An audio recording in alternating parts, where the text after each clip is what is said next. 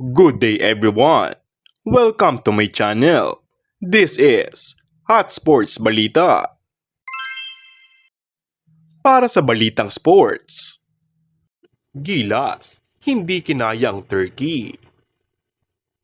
Namigong makuha ng Gilas Pilipinas ang kanilang ikalawang panalo laban sa kupunan ng Turkey sa final score na 84-73 sa isang friendly game match bilang bahagi ng kanilang paghahanda para sa FIBA Olympic Qualifying Tournament na ginanap sa Besiktas Akatlar Culture and Sports Complex sa Istanbul, Turkey. Hindi nga napigilan ng Gilas ang 3-point shooting ng Turkey, kung saan ay nagtala ito ng 14 out of 41 shooting sa 3-point area, habang 5 of 17 lamang para sa Gilas.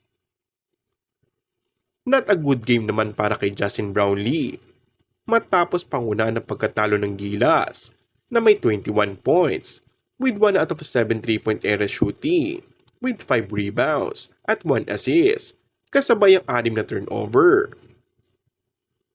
Habang si Junmar Fajardo ay naitala ang kanyang kauna-unang double-double figure sa liga na may 17 points, 7 out of 13 field goal at game high na 11 rebounds, 1 assist at 1 block sa loob lamang ng 29 na minutong paglalaro. Samantala, si Kai Sotto naman ay na-fouled out sa natitirang huling 2 minuto ng laro na nakapag-ambag lamang ng 7 puntos with 3 out of 4 field goals with 1 out of 1 mula sa 3-point area, 3 rebounds at 4 na assists sa loob ng 20 minuto. Habang si Dwight Ramos ay nagkaroon ng all-around game kasama ang 4 points, 8 rebounds, 7 assists at 1 block.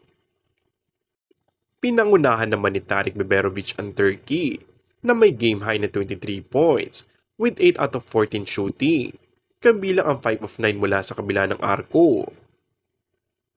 Babalik naman sa aksyon ng Gilas para sa kanilang huling tune-up game bago ang Olympic Qualifying Tournament laban sa world number 15 na Poland sa men's national basketball team sa Sabado, July 29.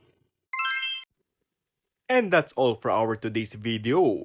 Kung bago ka lang sa aking channel ay mag-subscribe at pindutin na rin ang notification bell. Maraming salamat!